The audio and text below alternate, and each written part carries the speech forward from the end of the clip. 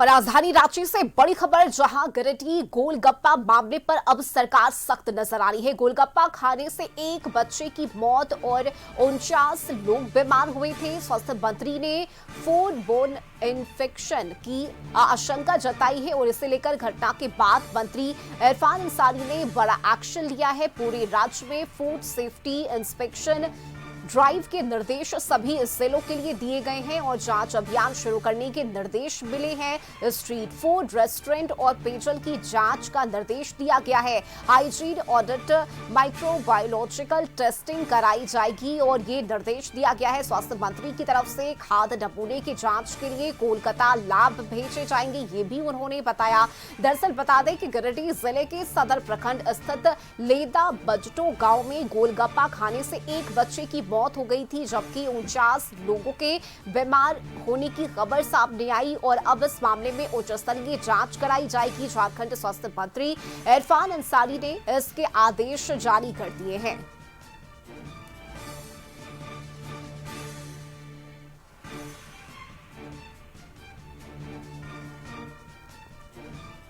और ज्यादा जानकारी के साथ संवाददाता राहुल जुड़ चुके हैं। राहुल, देखिए, गोलगप्पा मामले पर अब सरकार एक्शन मोड में नजर आ रही है और इसे लेकर जांच के आदेश दिए गए हैं। फिलहाल सबसे पहले दर्शकों को ये बताइए कि स्वास्थ्य मंत्री इरफान अंसारी की तरफ से क्या कुछ कहा गया है, किस तरह से जांच के निर्देश दिए गए हैं।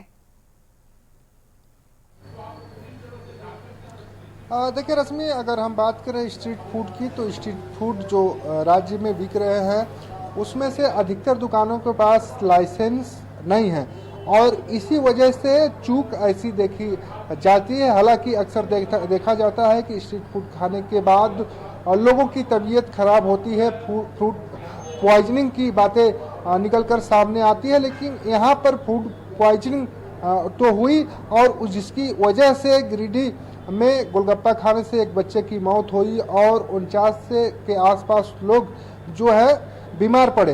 हालांकि इसको लेकर स्वास्थ्य मंत्री गंभीर दिखाई दे रहे हैं और उन्होंने जो गोलगप्पा खाने से जिस बच्चे की मौत हुई है उसकी तो उन्होंने जांच कराने के आदेश दिए हैं। उसके साथ ही साथ जितने भी स्ट्रीट फूड राज्य में लग रहे हैं उसके लाइसेंस और अन्य जो फूड सामग्री है उसकी जांच और जो पीने के लिए पानी यूज होता है स्ट्रीट फूड के स्टॉलों पे उनकी जांच कराने के आदेश दिए हैं। हालांकि अब देखना होगा कि ड्राइव चलाकर किस तरीके से स्वास्थ्य विभाग इस पर कार्रवाई करता है, क्योंकि अक्सर ऐसा देखा जाता है कि 2-4 दुकानों पे कार्रवाई होकर कार्रवाई को इतिश्री कर दिया जाता है, लेकिन वो काफी नहीं होगा क्योंकि किसी के भी जान से खेलने का हक अधिकार किसी के पास नहीं है। और ऐसे में स्वास्थ्य मंत्री ने सख्त निर्देश दिए हैं, लेकिन जिस तरह से फूड सेफ्टी इंस्पेक्शन ड्राइव चलाने की बात कही गई है स्वास्थ्य मंत्री की तरफ से, क्या ये प्रत्येक जिलों में चलाए जाएंगे, किस तरह से निर्देश दिए गए हैं इस इंस्पेक्शन ड्राइव को लेकर? राहुल,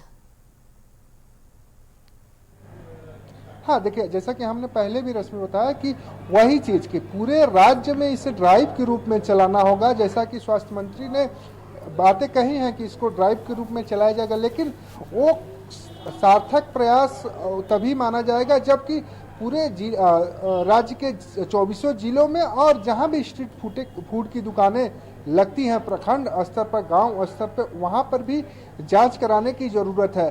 और खास करके वैसे स्ट्रीट फूड बेचने वाले लोगों को खासा ध्यान देने की जरूरत है और स्वास्थ्य विभाग की ओर से उन्हें निर्देश आदेश देने की जरूरत है जहां पर भीड़ अधिक लगती है।